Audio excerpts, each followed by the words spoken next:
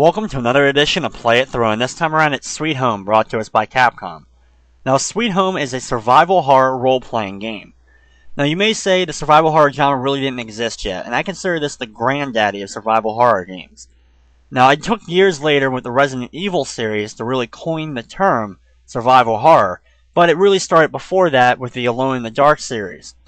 Now, Sweet Home was never released in the United States, and it's probably because of some censorship issues. There's some elements in the game, some storyline elements, that were probably considered too horrific for US audiences, and with Nintendo's strict censorship policy, it's not a surprise this game never made it over. But thankfully, for emulation and for fan translations, I am playing a fully translated version of Sweet Home here today. Now, Sweet Home is a role-playing game, like I said before, and basically you have a team of 5 people that went in to investigate this haunted mansion. And you have all 5 characters are unique. They have a specific item to them that you must use in order to get through certain elements of the game. Like certain parts of the game, you're going to need certain items. You have a nurse, a maid, a girl that uses a key that's kind of like the lockpicking. You have the main hero guy who uses a lighter, and you have a cameraman who's, not surprisingly, using a camera. Now, each of these 5 items that each of the characters have are going to be needed throughout the game in order to advance.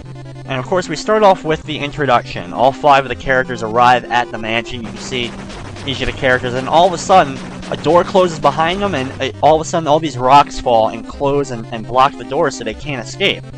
Right after that, the ghost, like the one who haunts this mansion, pretty much the main antagonist of the entire game, appears, and basically says, yeah, you guys are screwed, because you're not escaping from this mansion. Now, just like any good survival horror game or any horror game, your goal now is to escape the mansion without dying. And yes, you can die in this game. It's one of the few RPGs out there that when your character dies, at any point in the game, they're gone forever. You can't bring them back. Now, you can heal your character through healing items, which we'll get into later, but you can't bring them back once they die. Now, what I'm going to start off doing is, I got together my main team, Kaz, Taru, and Asuka. Now, those 3 will be my main team. It's the maid, the cameraman, and the main character who uses the lighter. And this is like my favorite group to use. It's like the group I think is the strongest, though I have heard conflicting reports and I've seen some of the character growth levels that actually the nurse can be one of the best characters, if not the best character in the game. Now, I start off by coming into this room and I pick up the Waxy, which is actually a candle, and I pick up 1 weapon, and I picked up a tonic. And a tonic is one of those items that actually heals you. There's 21 tonics throughout the game, and once you've used them all up, they're gone for good. Now, hopefully I will only have to use about 6 or so throughout my run. Also, before I get too far into the video, if you did not watch my introductory video to this, I put it up a couple days ago, please watch that video first so you kind of know what I'm going to be doing for this run. I'll kind of explain it again throughout the run, but just so you have a good heads up of what's going to go on. Now, with my main team with the lighter, what I just did there was I burned down the rope, and you're going to see many of those ropes kind of set up to kind of block your path, and you need the lighter in order to get past them. Now, each character, besides having 1 specific item, as I actually enter my first random battle here, each character's specific item has to be used. Now, if that character does die, they don't completely screw you over. You can find replacement items. For example, the maid has a vacuum that is used to suck up random broken glass everywhere. You can find a broom that actually does the same thing, but you have to take up one of your item slots to use it. Each character has 4 item slots. 1's mandatory already being used by their main item, either the lighter, the vacuum, the camera, the key, or the med kit. There's a blank spot at the bottom. Their other item slot is for their weapon. You can't put any other item there other than the weapon. As you see, I've already picked up 2 little knives that are pretty much the weakest weapons in the entire game. One's a fruit knife, basically used for cutting fruit, and the other one's a silver knife, I guess maybe like a dinner knife or something like that.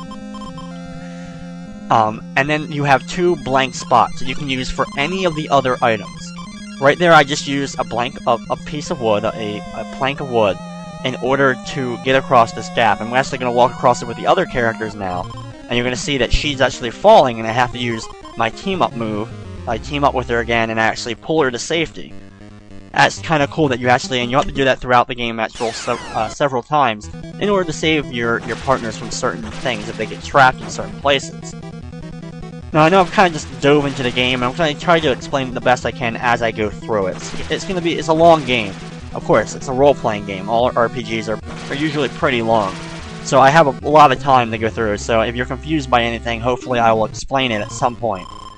Actually, right here is the first time you have, like, nowadays we have, like, the button press system. For example, like Resident Evil 4, for example, has these places in the game where you have to, like, mash A, or press a certain combo of buttons in order to get past it. They've kind of become cliche now, and overused. When I played this game, I actually see that element, those types of things, in, you know, right there. You have, like, the chandelier falling from the ceiling about to hit you, and you can dive out of the way, or duck away from it, or just pray that it doesn't hit you. And sometimes you'll escape it, and other times you'll get hit. Thankfully, it doesn't do too much damage. It's not like an instant kill or something if the chandelier falls on your head. Just like every other role-playing game, there's random battles throughout the entire game. Once you enter, like, that first hallway where I burned that first rope, there's battles now throughout the rest of the entire game. And for most of them, I'm going to be running from almost every battle that I get into randomly. Now, at first, I have to fight some, because I want to make sure I'm at least a little bit leveled up so I can survive any major hits I'm going to take from these enemies. But as I said in my introductory video, I'm going to be editing out all my training. Like most RPGs, you need to train a little bit in order to level up and make sure that your characters are good enough to make it through the rest of the game. So there's going to be parts in the video, 3 times to be specific, where I'm going to edit and cut out the training. This is also one of those RPGs, unfortunately, where you have to train. There's places where you'll have to use prayer points, which basically work like your magic system, where, like, you know, like you would have in other games where you use like a fire or a heal spell. But in this game, you pray. Not only you can use pray to help cure things, you can also use it to hurt enemies a lot. But its main purpose is there's certain things in the game, certain objects in the game you will look at, and you have to pray in front of in order to get something special to happen. For example, we'll get to it relatively early in the game, a suit of armor that we'll have to pray in front of in order to get a spear from its hand. And if you're not a certain level, the game will basically tell you you're too low of a level and you can't pray. Even though you'll have plenty of prayer points, it won't be an issue, the game still won't let you do it yet. That's one of the few gripes I really do have with this game, is I should be able, if I have the amount of points that I need, I should be able to do it anyway, but it forces you to level up at certain points. So that's some of the leveling I'll have to do. The first set of leveling will be mainly just so I can actually get through the rest of the game. The other 2 times I have to train will be specifically because I need to be a certain level in order to continue on and advance through the game. I know in some of my other runs, I've included my little training things, like Battle of Olympus and stuff, where I sat there and built up my money.